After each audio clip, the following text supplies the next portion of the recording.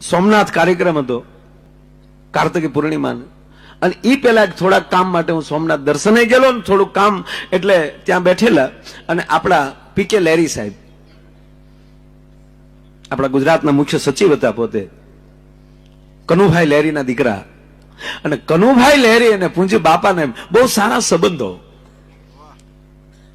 અને અમે ત્યાં જમતા જમતા મને પીકે લેરી સાહેબે જે વાત કરી આપને કહું કે મારા બાપુજી અવારનવાર બગડાણા જાય, કોઈ મહેમાન મુંબઈથી આવ્યા હોય કે બીજા મહેમાન આવ્યા હોય તો ગાડી લઈ અને જાય, અને બાપા સાથે ને ખૂબ બનતું, હુકારા તુકારા ઢોંગ કરતા સામસામા કનુભાઈ લેરી સાહેબના બાપુજી.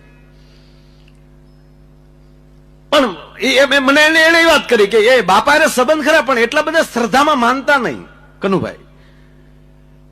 એટલે એકવાર બે રમૂજમાં બેઠા એટલે કીધું કે ભાઈ તમે સાધુ, તમારે તો આ બધું નામ ને તેમ ને તમારે તો બધા સેવકો આવી જાય ને.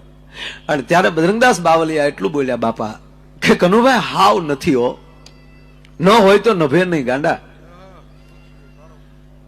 કાંઈક તો હોય ને કનુભાઈ, એમણામ દુનિયા ગાંડી નથી યાર, આયા હાવ અમે બાવાથી નથી બેઠા.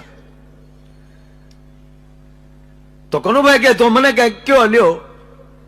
તાક તો સાંભળી લે કનુભાઈ લેરી, તારી પાસે તારી ગાડી લઈને તું આવ્યો છો, અને અત્યારે બગડાણા બેઠેલો બજરંગદાસ બાવલિયો એમ કહે છે કે આજનો રોટલો તારે અહીંયા બગડાણાનો ખાવાનો છે, હવે તારામાં તેવડ હોય તો સેલ્ફ મારી નીકળી જા.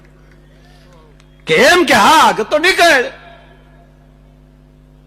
અને સાહેબ કનુભાઈ જીપમાં બેઠા કે તો બાપા સીતારામ, કે તો સીતારામ વાલા, પણ રોટલો અહીંનો છે, હવે તારે જવું હોય તો જા.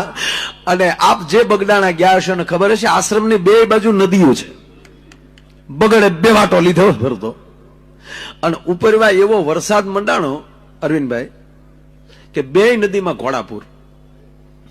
બગડાણામાં સાટો નહીં વરસાદનો ત્યારે, પણ ડુંગરમાં મેં એવો મંડાણો ને એવું ઘોડાપુર આવ્યું, હાજ સુધી પાણી ઉતર્યું નહીં. છેવટે કનુભાઈને બાપાનો રોટલો ખાવો પડ્યો. ત્યારે કીધું બાપા તમે સાચા છો, અમે ખોટા છીએ. હે આ સાહેબ દુનિયા ગાંડી નથી, એમણા કાંઈક તો છે જ.